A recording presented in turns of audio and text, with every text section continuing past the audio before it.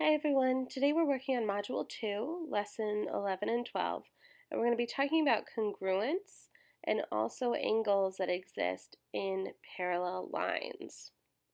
So this is kind of a great lesson because it is bridging Topic B and Topic C. So remember Friday we took our Topic B quiz, and the first example we're going to do has a lot to do with one of those problems off of the quiz that a couple of people struggled with, so I'm excited to go over that with you. Again, we're looking at Module 2, Lesson 11, and this is congruence in translations. So the first thing we're going to do is look at some vocabulary.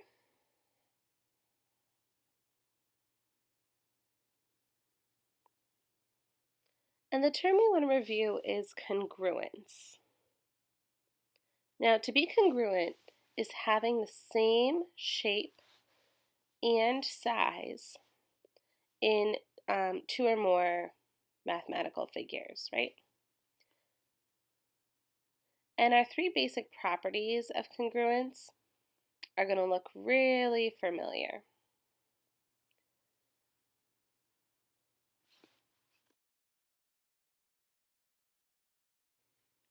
The first one says that congruence maps a line to a line, a ray to a ray, a segment to a segment, and an angle to an angle. Now, by this time, you should have this in your notes 3 or 4 times because these are the same basic properties that we have for translations, reflections, rotations. So number 2 says it preserves length of line segments. And number 3 says we're preserving measure of angles. And again, this should look really familiar.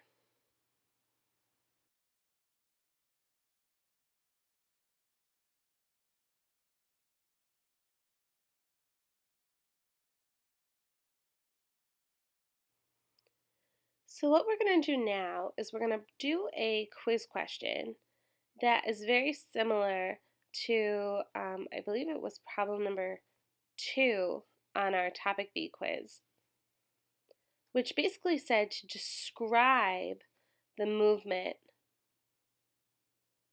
from one shape to its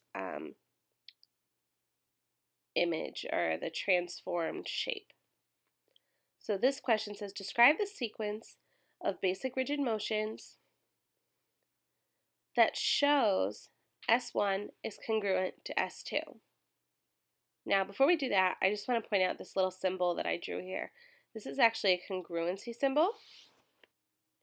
And I just want to make sure that we mark the notation of what a congruent symbol looks like, which is kind of an equal sign with a little wavy line above it. So I'm just going to secure my visual into my notebook. And let's think about this. What basic rigid motions will show S1 is congruent to S2? So what I'm going to start with is a translation or a slide. A really nice way to think about translations are along a vector, right? So I should draw a vector AB in order to go ahead and demonstrate that translation. So in order to model this for you, I actually cut out a little piece that looks like my S1, and I'm sliding it up along the vector AB to model that translation, and then I'm just going to copy it onto my paper and say that this is S1 prime. So now from here, if you notice, I lined up the same kind of corner on my shape, and that's going to help me to get closer to my second image. So I'm going to rotate 90 degrees clockwise around that point B. Now notice I had to say I was rotating, I had to say how many degrees and in what direction, and also around what point. Now I'm going to insert a point C so that I can say that I'm going to reflect along the line segment BC. And when I flip that little S double prime over, that reflected line, I get to that second shape, which was S2, and I successfully mapped the first image onto the second. Now, the reason I'm showing you is because you must be very precise with these kinds of descriptions. You have to make sure that you're including labels, quantities in terms of degree measure, in terms of distance. Otherwise, you're going to end up in a location that's not accurate. So moving on quickly to Module 2, Lesson 12. This is about parallel lines and the angles that are caused by parallel lines.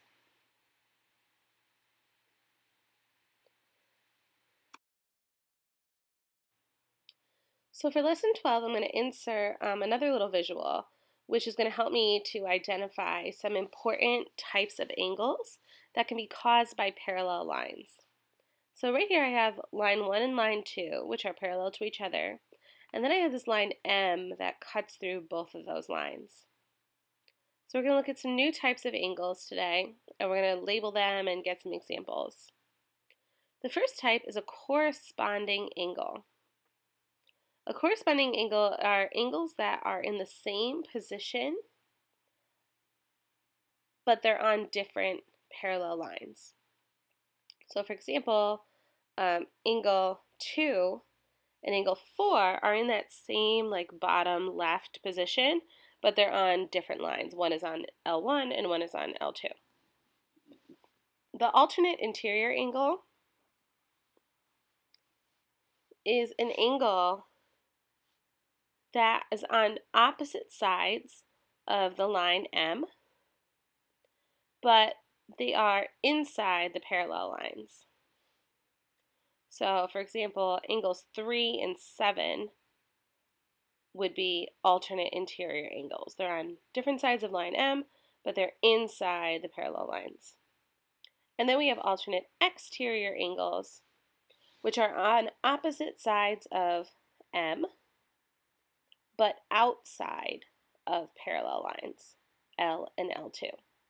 So an example of that would be 1 and 5. So I've got these 3 new types of angles, and it's important to note that angles that are corresponding are always equal to each other. Angles that are alternate interior are always equal to each other, and angles that are alternate exterior are also equal to each other. So in this case, corresponding 2 equals 4, interior 3 equals 7, and exterior 1 equals 5. So this video was a little quick, so please make sure that you have all your notes completed.